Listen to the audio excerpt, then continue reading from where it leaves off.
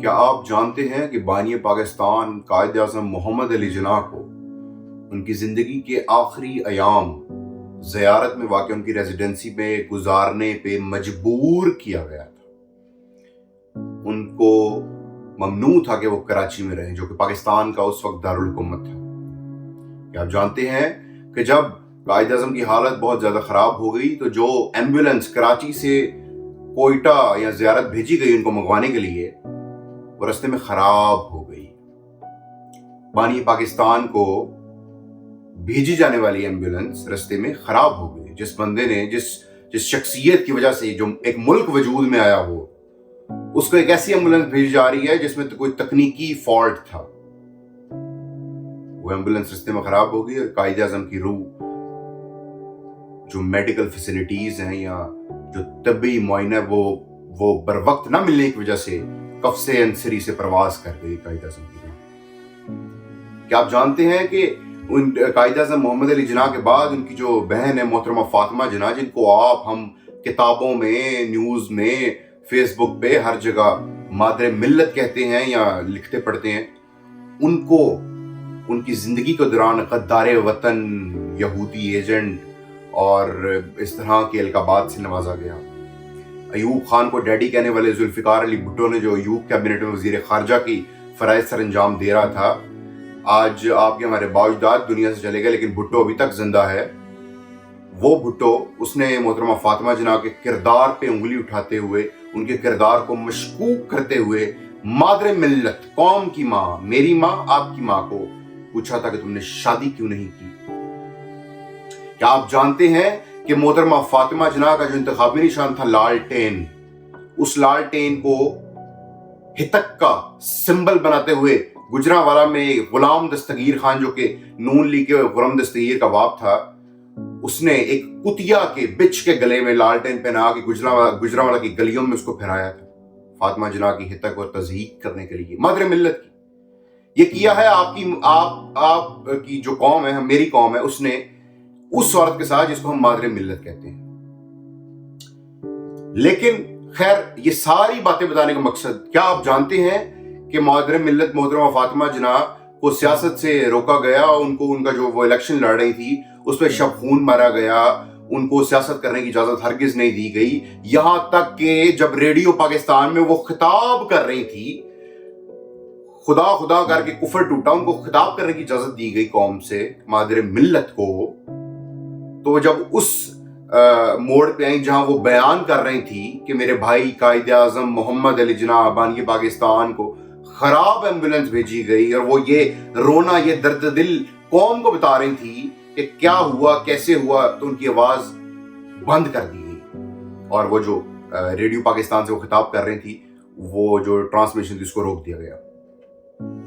کیا آپ جانتے ہیں کہ محترمہ فاطمہ جناح کی رحلت کے بعد جس عورت نے ان کو غسل دیا، اس کے مطابق ان کا جو جسم تھا اس پر تشدد کے نشانات تھے۔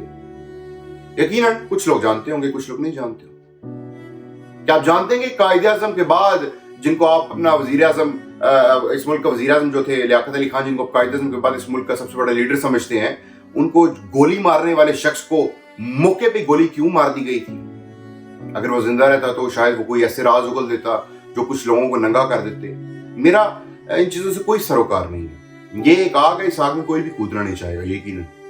لیکن پچھلے دنوں 10 اکتوبر آیا اور گزر گیا، خاموشی کے ساتھ، سب چپ رہے، کوئی بھی نہیں بولا، کسی نے نوٹ نہیں کیا، کسی میڈیا میں کوئی رپورٹ نہیں آئی، کسی ادارے میں کوئی تقریب نہیں ہوئی۔ 10 اکتوبر یہ وہ دن تھا جس دن آپ کے، ہمارے اس قوم کے محسن ڈاکٹر عبدالقدیر خان کو، ایٹم بم کے خالق جس نے اس قوم کو ایٹمی طاقت بنایا، عبدالقدیر خان، اس سائنسدان کو اس دنیا سے گئے ہوئے 2 سال بیت گئے تھے۔ دوسری برسی تھی ڈاکٹر عبدالقدیر خان کی۔ ڈاکٹر عبدالقدیر خان جتنی دیر زندہ رہے، اس نے ہمیں ایٹم بم بنایا، ایٹمی قوت بنایا، ایک ایسی چیز ہمارے پاس ہے ابھی تک جس کی وجہ سے انڈیا یا اس جیسے دوسرے جو ہمارے دشمن ممالک ہیں، وہ ہمیں جو ان کے عزائم ناپاک، اس سے ہم بچے ہوئے ہیں۔ ایک چیز ہے ایٹم بم، کیونکہ باقی تو نہ ہماری معیشت اس قابل ہے، نہ کچھ اور ہمارے پاس اس طرح کی کوئی ایسی کوئی ترم خان چیز ہے کہ جس سے ہم جو اپنے آپ کو کوئی الوکار اسٹیٹ डिक्लेयर करें। एक एटम बम भी है, वो एटम बम देने वाले डॉक्टर अब्दुल कदीर खान की बरसी होती है दूसरी, और किसी को याद नहीं, ना उसको जीते जी सुकून लेने दिया गया और मरने के बाद भी उसकी जो खिदमात थी उनको फरामोश कर दिया गया। मैंने सुना था कि जब लोग मर जाते हैं उनकी कदर का एहसास होता है। यहाँ अब्दुल कदीर खान वो बदकिस्मत शख्स है जो शायद किसी कोरिया या किसी और मुल्क में पैदा होता तो उसको पूजा जाता, लेकिन उसका ना उसकी जिंदगी में उसको इसकी कदर की गई, ना उसके जाने के बाद उसकी कदर की गई।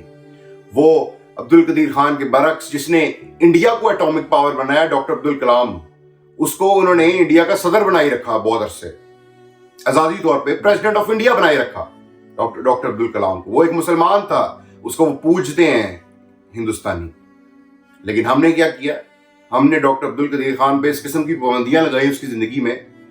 हमने डॉक्टर अब्दुल कदीर खान को मुआवजे के नाम पे भीख दी, जो कि शायद एक क्लर्क की भी उतनी तनख्वाह नहीं जितनी डॉक्टर अब्दुल कदीर खान को पेंशन जाती थी। हमने डॉक्टर अब्दुल कदीर खान को इतना तंग किया, इस कौम ने इतना तंग किया, इतनी अजियतें दी कि डॉक्टर अब्दुल कदीर खान जब दुनिया से कफ्से अंसरी से और उसकी रूह प्रवास करने लगी, वो इस दुनिया को जब अलविदा कहने लगा तो उसके कुछ सालों कबल उसने एक शेर लिखा था। और शेर आप सुनेंगे तो आपको उसमें तमाम दर्द जो है उसमें पता चल जाएंगे कि डॉक्टर अब्दुल कदीर खान कहना क्या चाह रहे थे। गुजर तो खैर गई है तेरी हयात कदीर, सतम जरीफ मगर कूफियों में गुजरी। ये वो अल्फाज थे जो डॉक्टर अब्दुल कदीर खान ने लिखे थे, और फिर इस शेर के चंद अरसे बाद वो इस दुनिया से कूच कर गए। हम बेसिकली मोहसिन कश कौम है। जिसने भी इस कौम की खिदमत की है, जिसने इस कौम की फलाह के लिए सोचा, हमने उसको या कब्र में पहुंचाया, या पाबंद सलासिल किया, या उसको तारीख के उस कूड़ेदान में फेंक दिया जो फकत गद्दाराने वतन के लिए है। मैं यहां कोई लुबाब देने, सवाल पूछने या जवाब देने नहीं आया। मैं फैसला आप पे छोड़ता हूं। इस पे सोचें और फिर ये सोचिएगा कि एक मोहसिन कश कौम का हाल क्या वही नहीं होना चाहिए जो आजकल हमारा हो रहा है। बहुत शुक्रिया।